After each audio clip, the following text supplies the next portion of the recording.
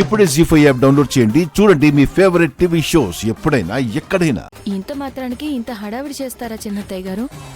చెయ్యి కాలింది నాకు, నొప్పి నాకు తెలుస్తుంది, నీకేం తెలుస్తుంది? వెన్న రాసుకుంటే పోయేదానికి హాస్పిటల్ దాకా ఎందుకు పిన్ని? అంటే చాలా డీప్ గా కాలిందేమో మిత్రా. వెన్న రాస్తే మంట తగ్గిపోతుంది. జాను, వెళ్ళి వెన్న తీసుకురా. సరే అత్తయ్య గారు.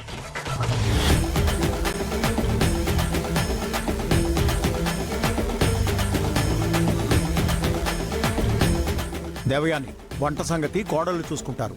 ఇంకెప్పుడు అలవాట్లేని పనులు చేసి చేతులు కాల్చుకోకు. ఫ్రై, నువ్వేంట్రా కామ్గా ఉన్నావు?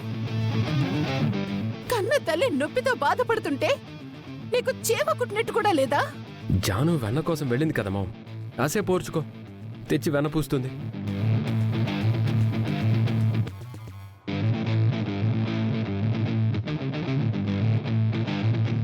ఈ వెన్న రాస్తే అత్తయ్య చేతి మంట తగ్గి చల్లబడుతుంది. అక్కని ఇబ్బంది పెట్టడానికి ఆ మనీషా రాక్షసితో కలిసి ఏదో ఒకటి చేస్తుంది. ఈ రోజంతా అత్తయ్య చేయి కాలి బాధతోనే సరిపోవాలి. మనీషా ప్లాన్ ఏంటో బయటపడాలి.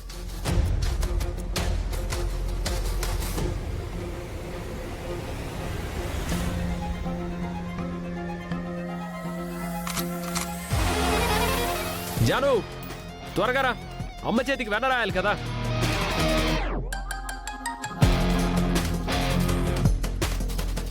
అత్తయ్య గారి చేతి నొప్పి నేను తగ్గిస్తాను కదా. అత్తయ్య గారు, మీరు కూర్చోండి.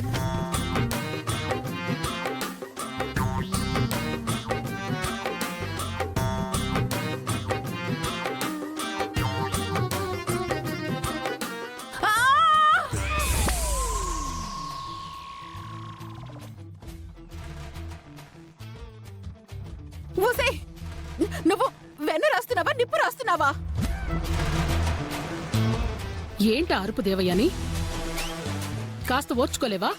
చిన్నపిల్లవా? అయ్యో, బాగా మండిపోతుందక్క, కాలిపోతుంది. కాస్త ఓర్చుకోండి అత్తయ్య గారు, తగ్గిపోతుంది.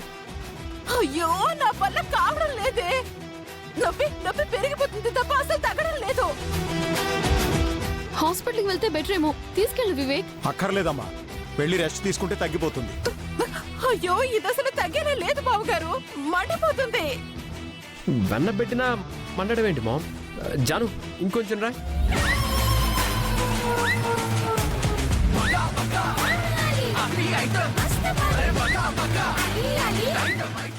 అమ్మా, అమ్మా,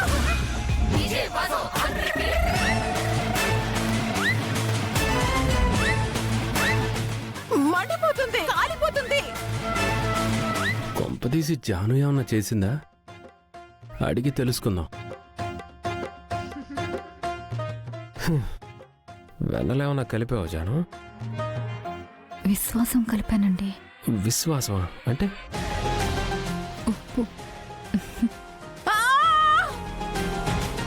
దేవయాని కంటే చిన్నపిల్లలే బెటర్. ఆ కాస్త నొప్పికి ఇల్లు పీకి పందిరేస్తుంది. పదండి. ఇంకెప్పుడు మీ అమ్మని వంటింటి వైపు వెళ్ళొద్దని చెప్పరా. రే వివేక్, కాసేపు చూడు, అప్పటికి పెయిన్ తగ్గకపోతే పిన్నిని హాస్పిటల్కి తీసుకెళ్ళు. జీ5 యాప్ డౌన్లోడ్ చేసి అన్ని ఎపిసోడ్స్ పూర్తి ఉచితంగా చూడండి.